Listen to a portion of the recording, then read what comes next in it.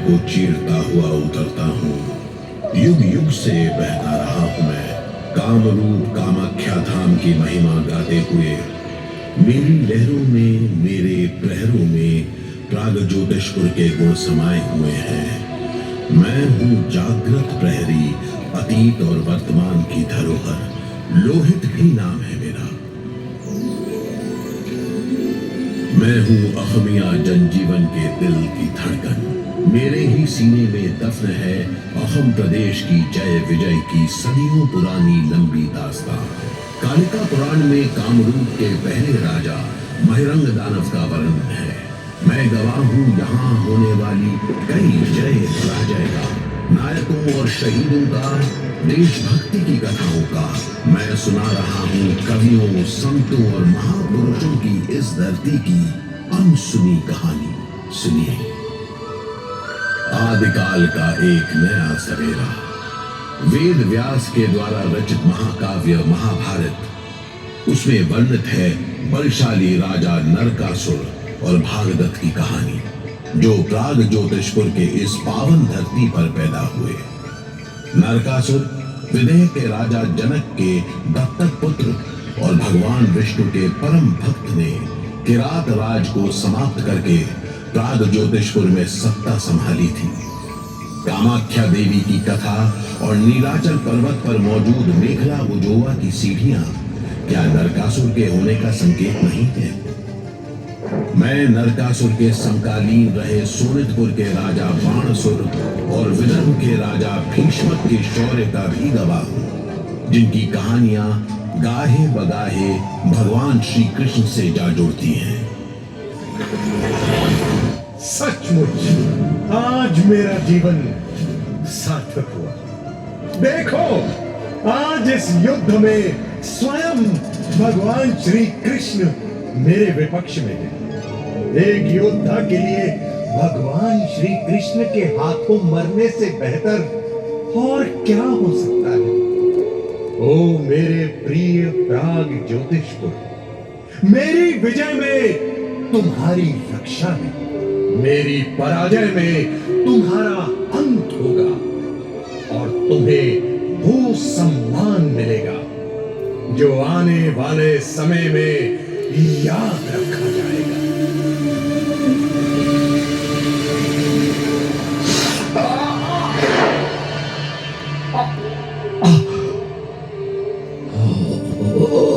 मेरे प्यारे प्राग ज्योतिषपुर,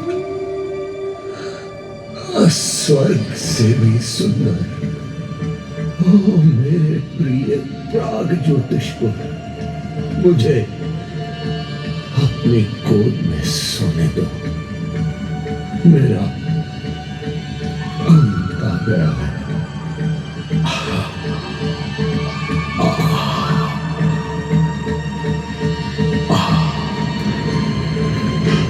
भगवान श्री कृष्ण ने नरकासुर का वध किया और नरकासुर के पुत्र भागदत्त को प्रागज्योतिषपुर के सिंहासन पर बिठाया। भागदत्त एक वीर योद्धा था, वीरों का वीर। यही भागदत्त अपनी सेना लेकर कुरुक्षेत्र के युद्ध में कौरवों की तरफ से लड़ा।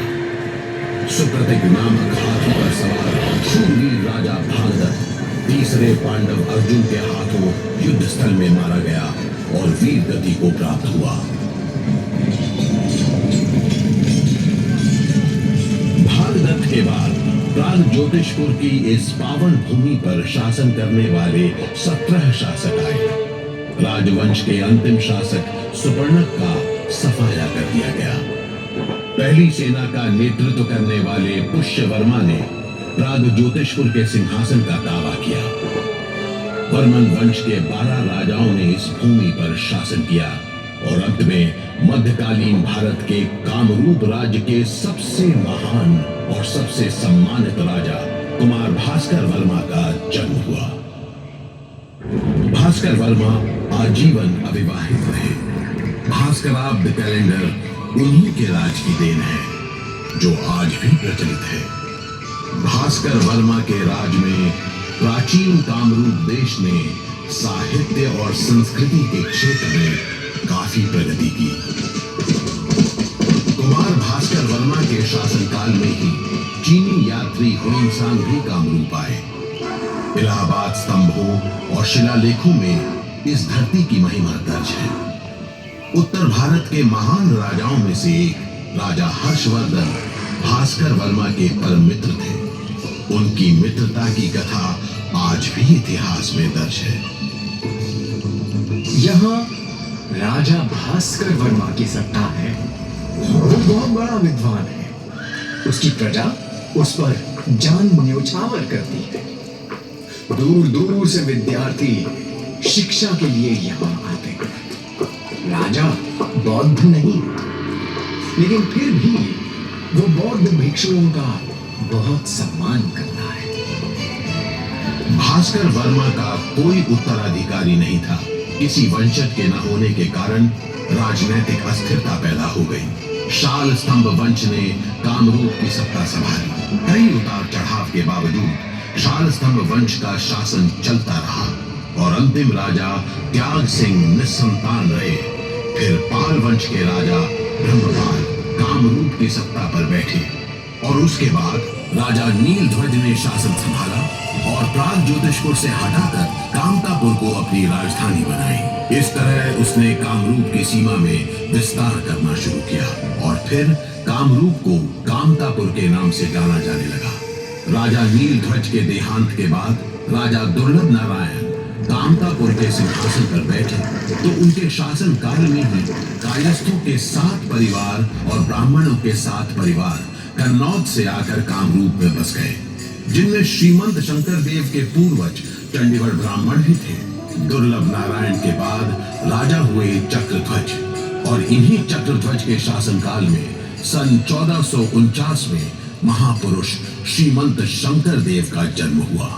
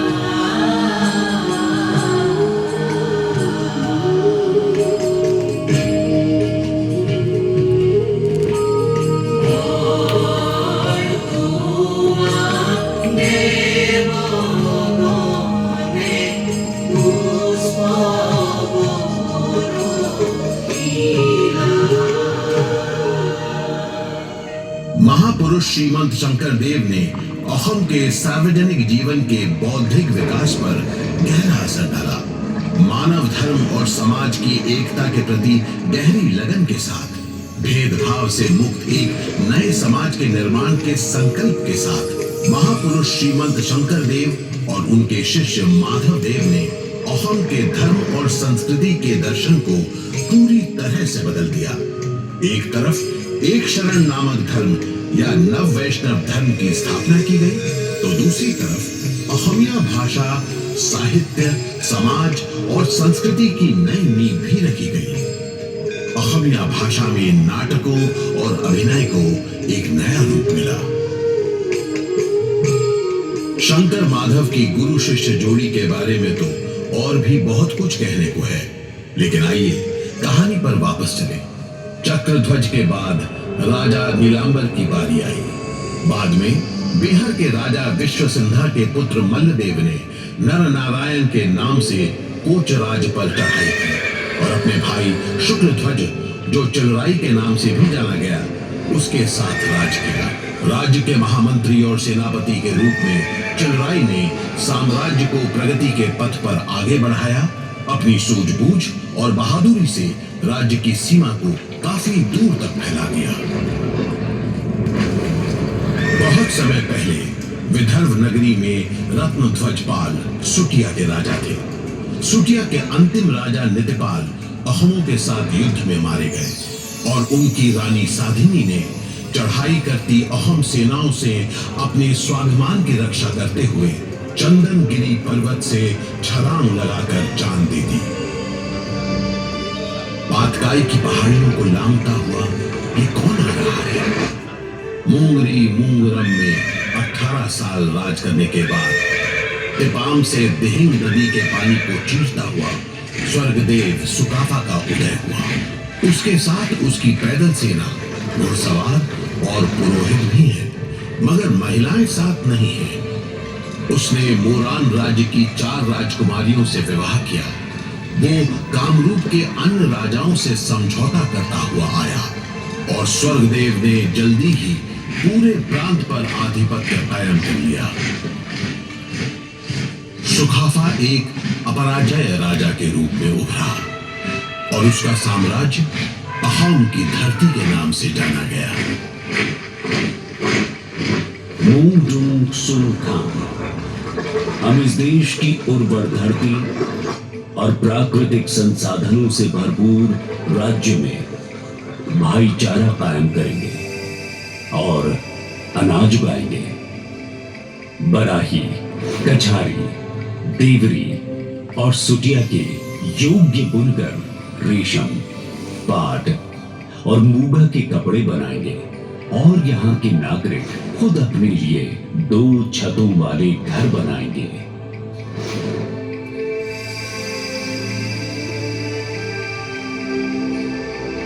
इस तरह असम के घरों के खास आकार की शुरुआत हुई।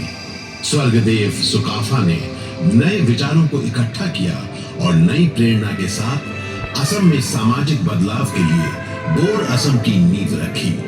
39 वर्षों के अपने शानदार शासन के बाद कमजोरी और बुढ़ापे के कारण वो 1268 में स्वर्गवासी हुए।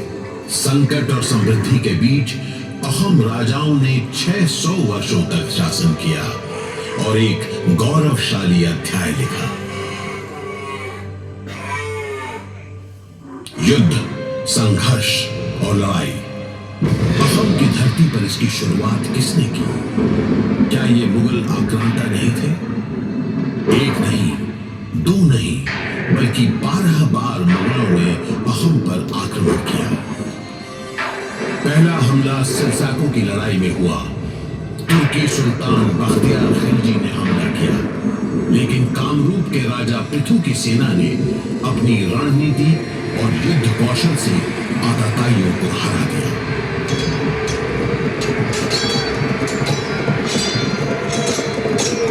उत्तर भारत से आए सुल्तान को राजा पृथु के हाथ एक शर्मनाक हार का सामना करना पड़ा। बरहबारी, कजलीमुख, इटाखुली, बोरंदीमुख और गुवाहाटी, इन सभी इलाकों में मुगलों की शर्मनाक हार हुई। सरायघाट युद्ध के इतिहास की गाथा गौरवशाली है। औरंगजेब की ओर से आमेर के राजा राम सिंह की विशाल सेना और महानायक लचित बोरफुकन के नेतृत्व में छोटी सी अहोम सेना की जंगी बेड़े का टकराव हुआ। राम सिंह का काम तमाम करने के लिए ही लचित बरफुकन का जन्म हुआ है। किसने उसे उकसाया कि वो इंद्रवंशीय वीर अहोम स्वर्गदेव चक्रध्वज सिंहा के खिलाफ युद्ध लड़े? मुझे दुश्मन को माना नदी के उस पार खदेड़ना होगा। मुझे युद्ध के मैदान में ले चलो। बीमारी की हालत में भी मुझे लड़ना है। कोई भी बाधा लचित बरफुकन को रोक नहीं सकती।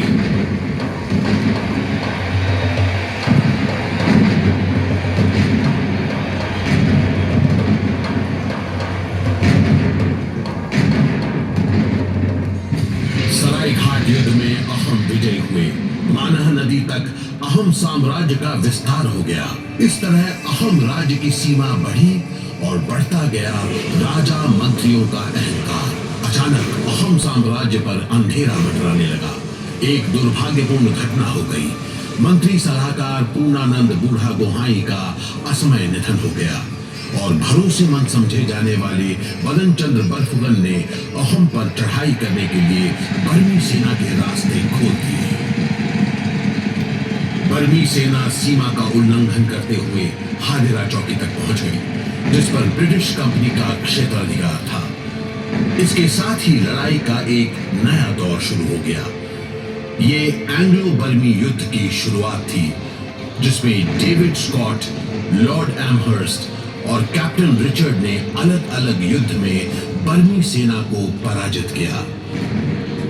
ब्रिटिश सेना बर्मी सेना को यांडबू नामक स्थान तक खदेड़ती चली गई। एवा के राजा ने 24 फरवरी 1826 को यांडबू के संधि पर हस्ताक्षर किया और अहोम राज के केंद्र रंगपुर के करेंगहोर में ब्रिटिश यूनियन जैक लहराने लगा।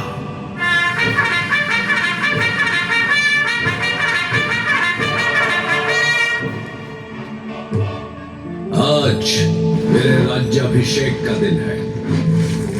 मुझे अपने हाथ में हैंगडांग लेकर सिंहासन पर चढ़ना है। मैं जनता की सेवा के लिए, देश का उद्धार करने के संकल्प के लिए यह सब कुछ विसर्जित कर रहा हूं। जनता मुझे जिस आसन पर बिठाएगी वो मुझे स्वीकार्य है।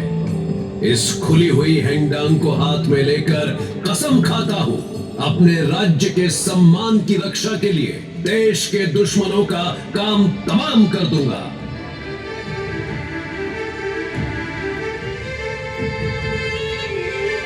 ये कौन है जिसने शपथ से खलबली मचा दी? क्या ये अहोम राजकुमार गोमधर कोमर है? ब्रिटिश शासन के खिलाफ ये पहली बगावत थी। अंग्रेज कोई साधारण खिलाड़ी नहीं है। उन्होंने इस जमीन को कच्चा तेल निकालने के लिए खोदा, काला सोना और इसके पूरे इलाके में चाय के बागान सींचे, हरे सोने की भूमि।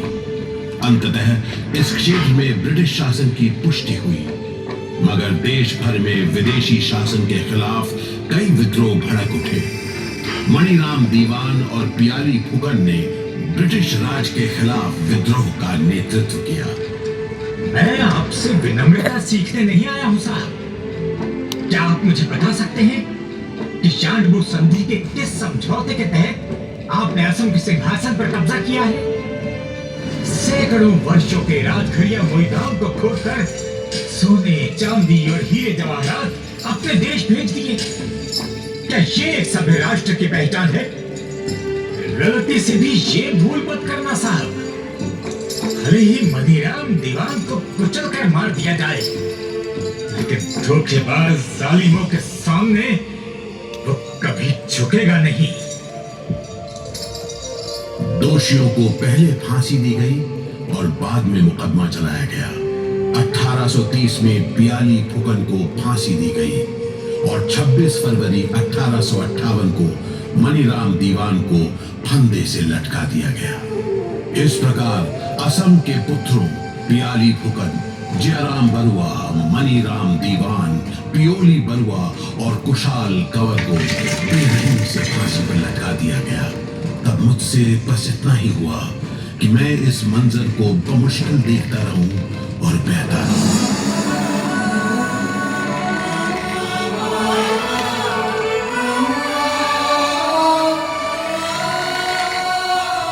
1756 में भागीरथी नदी के किनारे प्लासी का युद्ध हुआ, जहां से 200 साल के ब्रिटिश शासन का रास्ता खुला और शुरू हुआ मानव इतिहास में ब्रिटिश साम्राज्य के उपनिवेशवाद का काला अध्याय।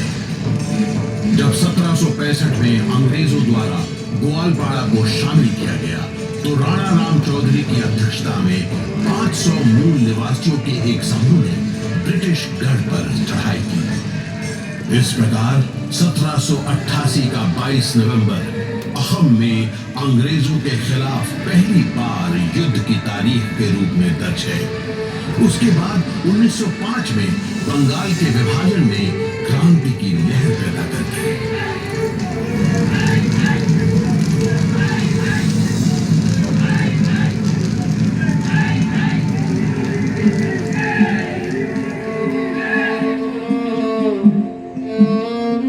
हम बिना जबरदस्ती और बल प्रयोग के भी विदेशी साम्राज्य का पतन कर सकते हैं।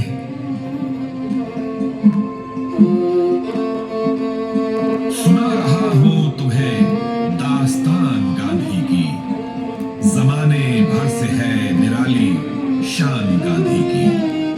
रहे रहे न रहे इसमें जान गांधी की, न रुक सकी न रुकेगी जबान गांधी की। यही सबब है जो दिल से सबको प्यारा है, वतन का अपने चमकता हुआ सितारा है। सविनय अवज्ञा की पुकार से सड़कें गूंजने लगी। उठो देखो, अंग्रेजों ने हम पर बहुत जुल्म किया है, हमारी मां की आंखों में आंसू है। असम के लोगों में देशभक्ति का जोश भर गया था। बंबई में भारतीय कांग्रेस कमेटी का अधिवेशन आयोजित हुआ। तरुण राम फुकन, नवीन चंद्र बोरदोलोई, कुलधर चालीहा और चंद्रनाथ शर्मा ने वहां पहुंचकर गांधी जी को असम आने का न्योता दिया। सन 1921 में महात्मा गांधी पहली बार असम आए थे। वो कलकत्ता से ट्रेन में असम पहुंचे, जहां नवीन चंद्र बोरदोलोई और साथियों ने उनकी आगवानी की। रेलगाड़ी जब स्टेशनों पर रुकती थी, तब असंख्य लोग गांधी जी का अभिवादन करने के लिए उमड़ पड़ते थे।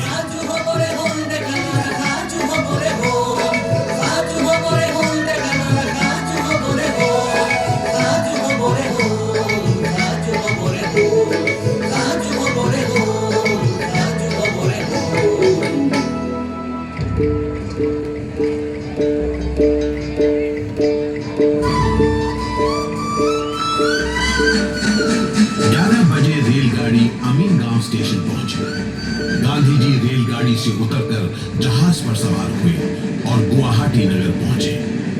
भीड़ के बीच से होते हुए गांधी जी तनुराम फुकन के घर पहुंचे और उनके घर के सामने के मैदान में 25,000 लोगों की जनसभा हुई।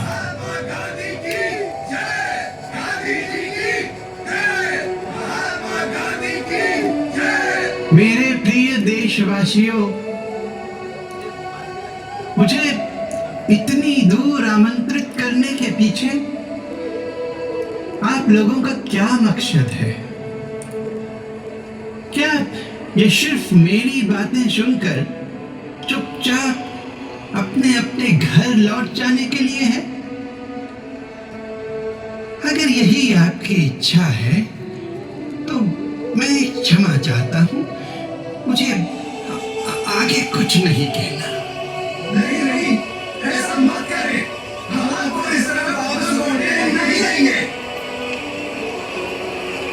अगर आप लोग सचमुच स्वराज्य प्राप्त करना चाहते हैं तो ब्रिटिश सामान का बहिष्कार कीजिए। असम में भी पूरे भारत की तरह राष्ट्रवाद की अग्नि प्रखर थी। विदेशी कपड़े और सामान आग में झोंक दिए गए। हर वर्ग के लोगों ने ब्रिटिश सामान के बहिष्कार में हिस्सा लिया।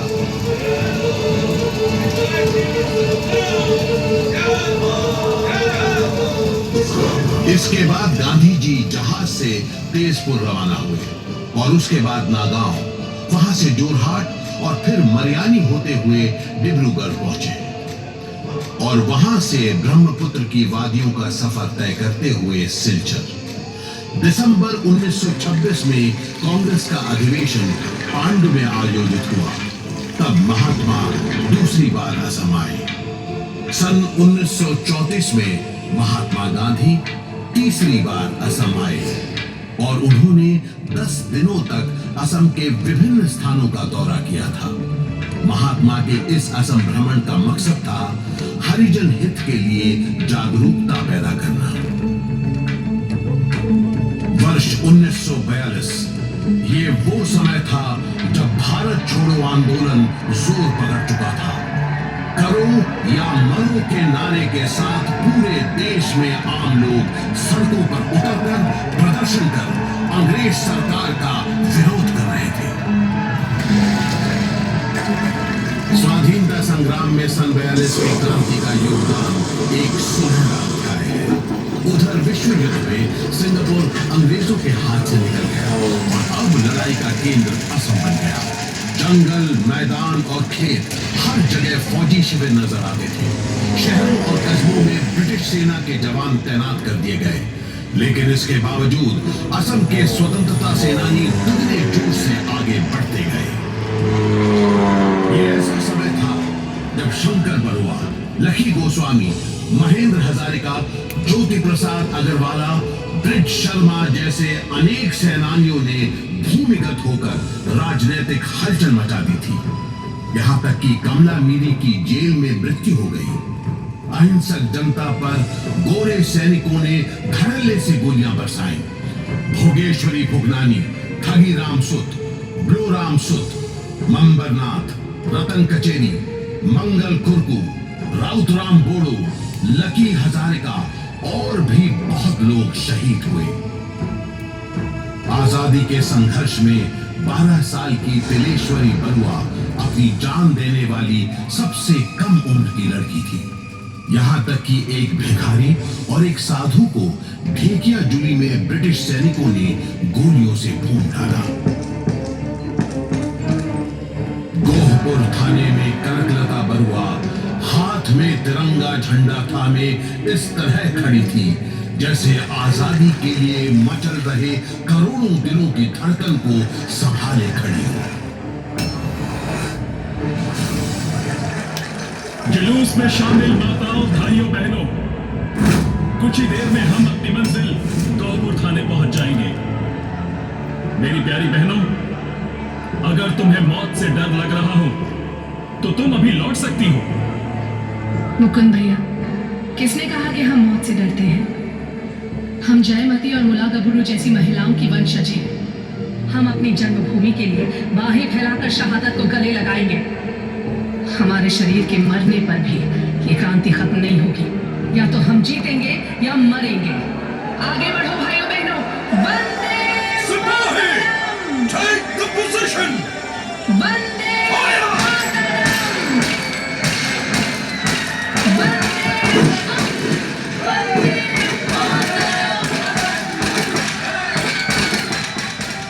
ब्रिटिश सेना की गोलियों ने कनकलता और मुकुंद काकती के सीने को छलनी कर दिया। 1946 में महात्मा गांधी चौथी बार असम आए। इस बार वो असम में हफ्ते भर रहे। भारत छोड़ो आंदोलन में असम के लोगों की भूमिका और देशभक्ति ने महात्मा गांधी को फिर असम आने के लिए प्रेरित किया था। गुवाहाटी आते वक्त गांधी जी जहाज में सवार होकर शुआलकुची गए, जहां असम के बुनकरों की कुशलता को देखकर वो काफी प्रभावित हुए और उन्होंने भावुक होकर कहा, आसाम की महिलाएं हथकरघे पर अपने सपने बुनती हैं।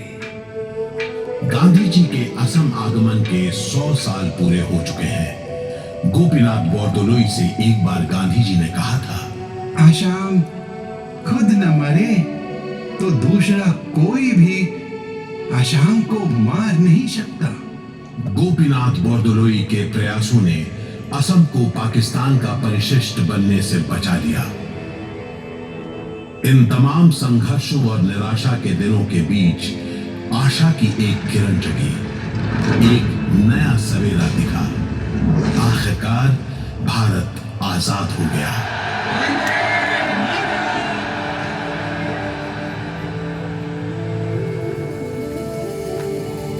सन 1972 में शिलोंग से असम की राजधानी गुवाहाटी के दिसपुर लाई गई। इस तरह गुवाहाटी असम की सांस्कृतिक धरोहर बन गया।